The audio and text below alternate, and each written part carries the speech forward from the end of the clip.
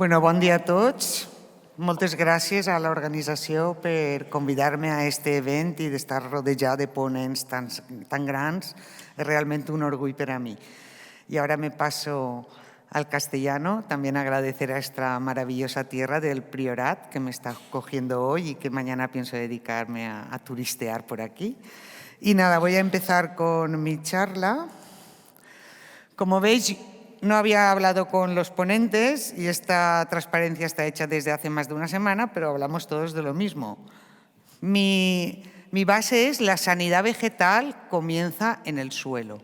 Un suelo bien estructurado proporciona toda esa biota que dicen que nos ayuda a controlar las plagas por una parte y después además da una nutrición, que eso no es un aspecto que tampoco se ha tratado en profundidad, pero da una nutrición a las plantas que hace que estén más equilibradas y sean más resistentes a las plagas.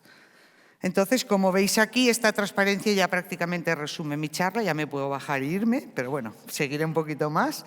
Aquí veis cómo yo he puesto la viña, he puesto cubiertas vegetales o bandas florales y he puesto setos. Y después he introducido también el suelo, porque todo esto nos va a dar ese equilibrio que nosotros realmente que estamos buscando. Es verdad, en los bosques no suele haber plagas, solo en determinados extremos. Pasa lo mismo, porque en las parcelas agrícolas ya el agricultor tiene como, es que en mayo va a venir tan plaga, después tal, después tal. Eso no tiene por qué ser así. Lo que pasa es que las cosas no las estamos haciendo adecuadamente. Lo que comentaba, lo que comen las plantas también afecta a su salud. Por eso la gestión del suelo es fundamental y estar en un congreso de agricultura regenerativa pues ya me ayuda a que sean más acogidas estas ideas.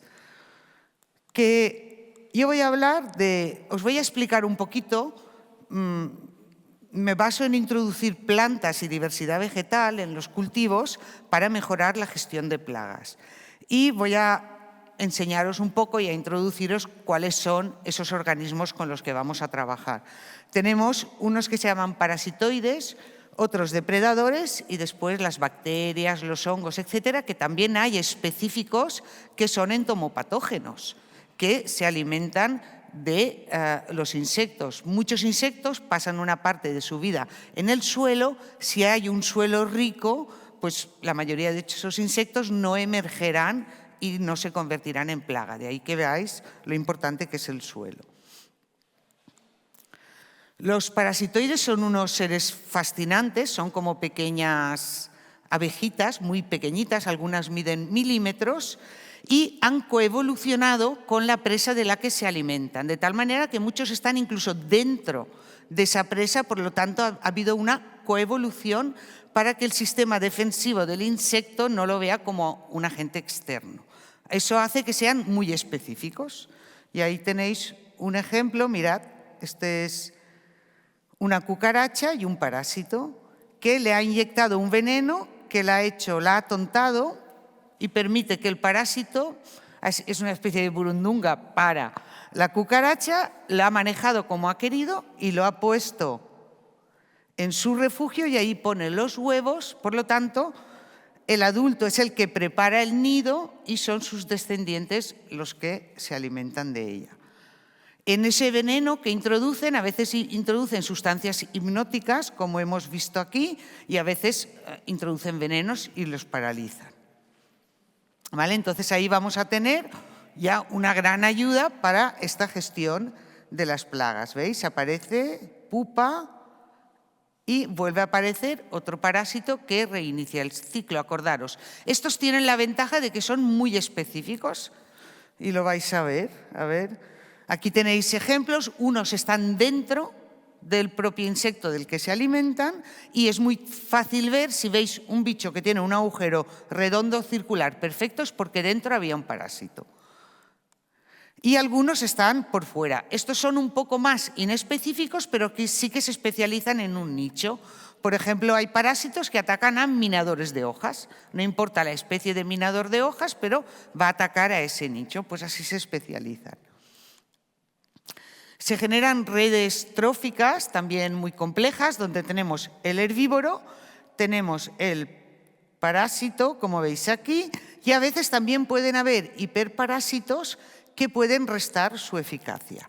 Y si esto es el ciclo de un insecto, podemos ver que un mismo insecto, como por ejemplo, este es un ejemplo cualquiera, tiene un parásito de huevos, 3 parásitos que atacan a larvas y otro que atacan a prepupas, ¿vale? Por lo tanto, pueden haber muchos parásitos para una sola plaga.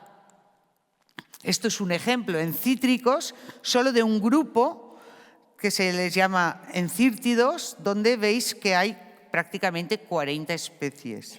Y aquí tenéis el ejemplo de 3 especies de cotton edge y todo esto son los distintos parásitos que encontramos alimentándose de cotton edge y todas las interacciones que se producen. Si nosotros dejamos actuar a estos, nos van a regular la plaga. Si, como normalmente se hace con plaguicidas, eliminamos todo, no estamos dejando que funcione. Y lo que es importante, ¿por qué es importante la diversidad vegetal? Yo quiero que os vayáis de esta charla teniendo ese aspecto claro.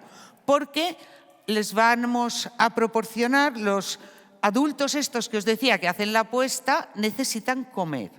¿Cómo comen? Las proteínas las cogen, como veis aquí, esto, hacen un agujerito a alguna presa y se alimentan de ella, ¿vale? Las proteínas las cogen de las presas, pero además necesitan hidratos de carbono, el azúcar, la energía, que eso lo van a necesitar del entorno. ¿Y qué es lo que más les va a proporcionar ese alimento que necesitan? Esos hidratos de carbono, pues las plantas que hay alrededor, sobre todo las plantas que tengan néctar floral o néctar extrafloral y polen. Entonces, esos azúcares lo que van a hacer es que este parásito, en vez de vivir 2 días, pues pueda vivir 1 mes y pico, ¿vale? Aumenta la esperanza de vida hasta 20 veces, aumenta el tiempo en que se pueden reproducir y además los huevos van mucho más rápidos. Por lo tanto, simplemente proporcionándoles en el entorno que tengan esos hidratos de carbono va a hacer que aparezcan allí en nuestro agroecosistema. Los depredadores ya son distintos. Voy un poco rápida, pero son distintos, pero son complementarios. Los depredadores se basan en 2 estrategias. Aquí vais a ver una, que es pasar disimulados y atacar a sus presas y ser muy rápidos. Y la otra estrategia es ser mucho más veloces y más grandes que su presa. Son como las 2 estrategias que vamos a ver.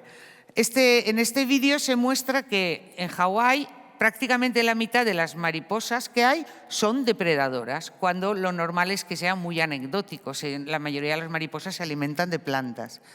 Y ahora veréis cómo, es que no puedo adelantar el vídeo, poco a poco, se van a disimular, a mimetizar con el ambiente, que eso hacen muchos depredadores. ¿Veis? Algunos parecen hasta ramitas.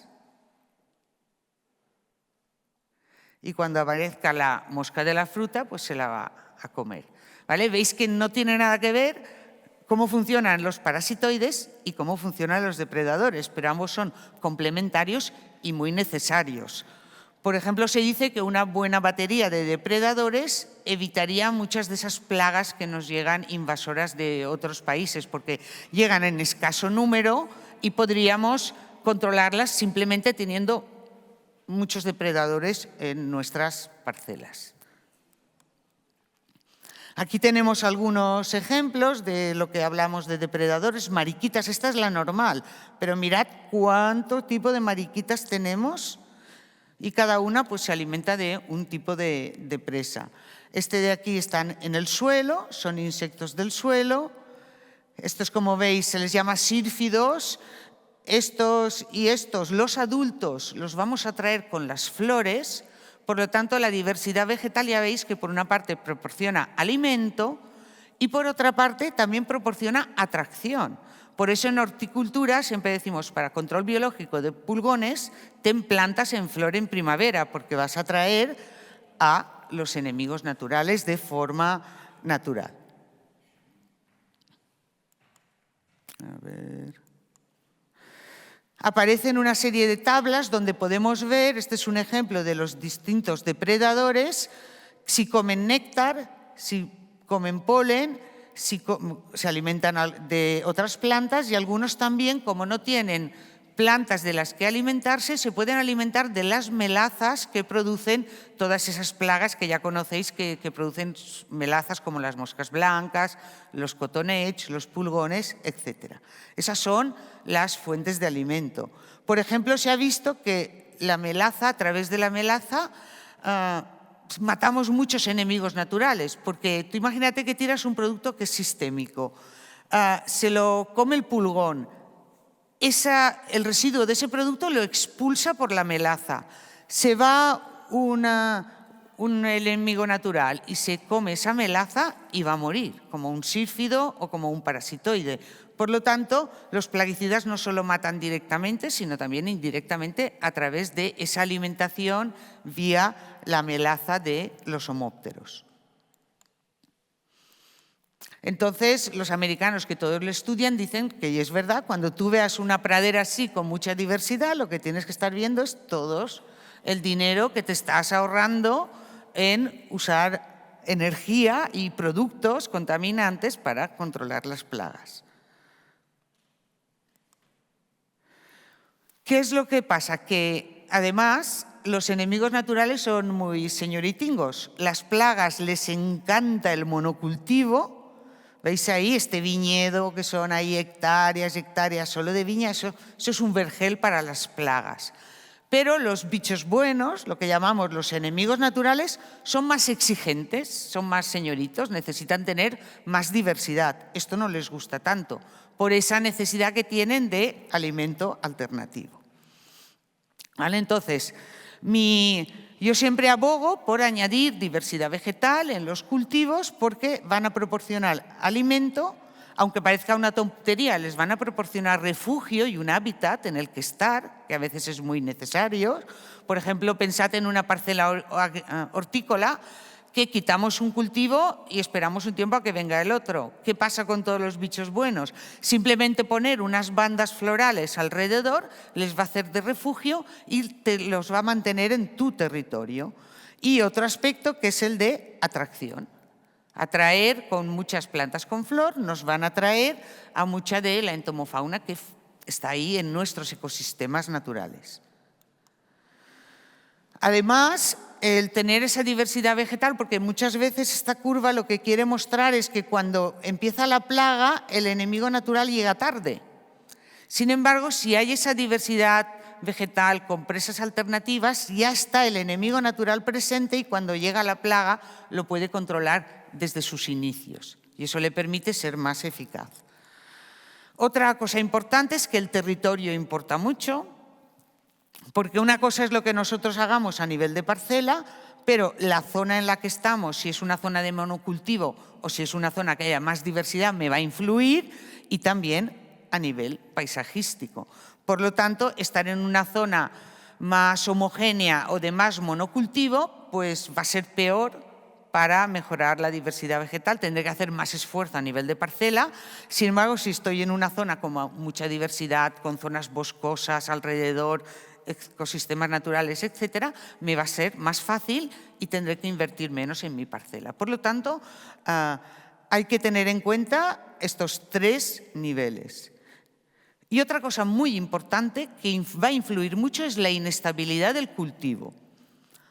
Los cultivos, cuanto más inestable es decir, cuando más rápido pase o menos estabilidad dé al agroecosistema, más esfuerzo tendré que hacer yo para como regular o homogeneizar o poner más diversidad vegetal. ¿Vale? Por ejemplo, los frutales perennes son mejores, tienen más entomofauna auxiliar, tienen más bichos buenos que los frutales caducos y estos más que los hortícolas. Por lo tanto, tendré que hacer menos esfuerzo en frutales perennes, más en frutales continuos y mucho más en esos cultivos transitorios que a veces cada 2 meses se tiene un cultivo nuevo.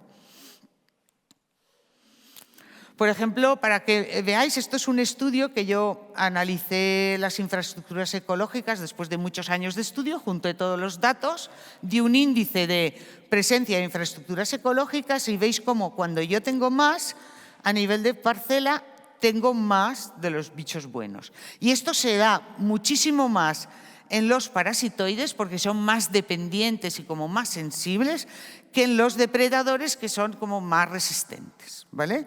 Por lo tanto, aquí tengo demostrado que es importante toda esa diversidad vegetal y mejora el control de las plagas. Otra cosa, veis aquí, eso es el número de, si yo pongo una trampa amarilla y la dejo una semana en el cultivos en ecológico, los bichos que me encuentro. Mirad, lo que más en el cítrico, que os he dicho yo que en el cítrico hay mucha entomofauna auxiliar y de hecho llevar un cítrico en ecológico, al menos en la Comunidad Valenciana, es muy sencillo.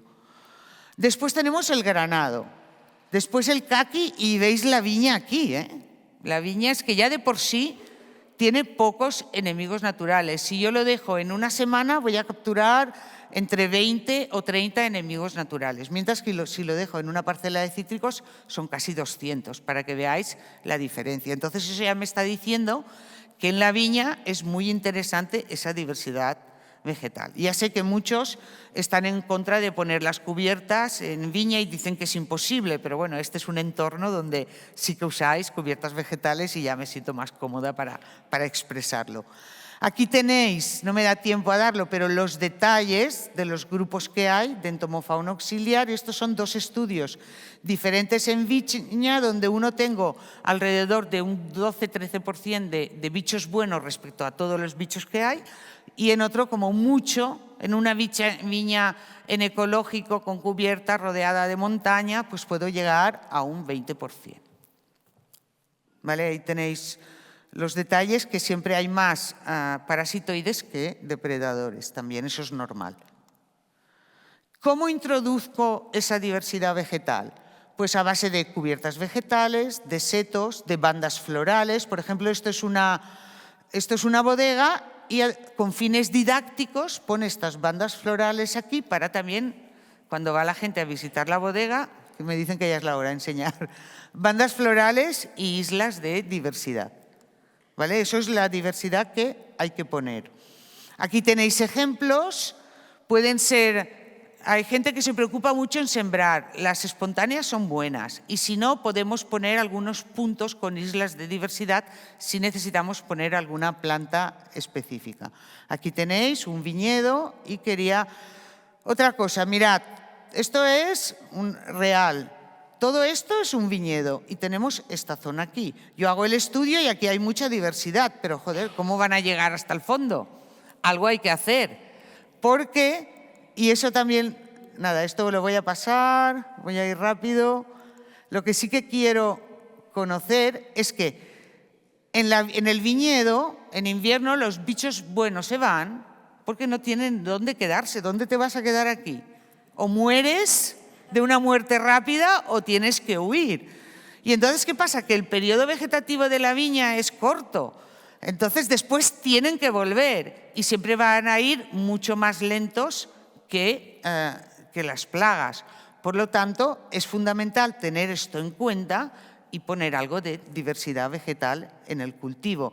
Nosotros lo hemos hecho con el mosquito verde, poniendo diferentes plantas hemos conseguido atraer a su parásito, que es un bichito aquí que mide medio milímetro, podríamos decir. No había y simplemente poniendo diversidad vegetal, esto es el estudio, no me da tiempo, paso rápido, lo hemos conseguido.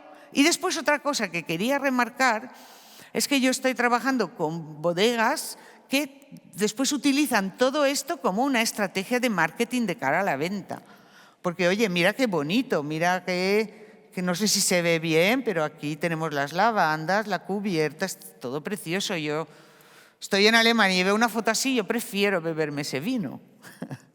Después, por ejemplo, este es otro que estaba comentando, que inicié un proyecto de murciélagos para controlar la polilla del racimo, y esta bodega ya forma parte de su recorrido de que vas con tus hijos, con los niños y pasamos la noche de los murciélagos. Y después tienen pues aquí su pack de ese vino que tú con ese vino pues estás contribuyendo a ayudar a los murciélagos y a la gestión sostenible de plagas. Entonces, todo esto se puede usar a nivel de marketing.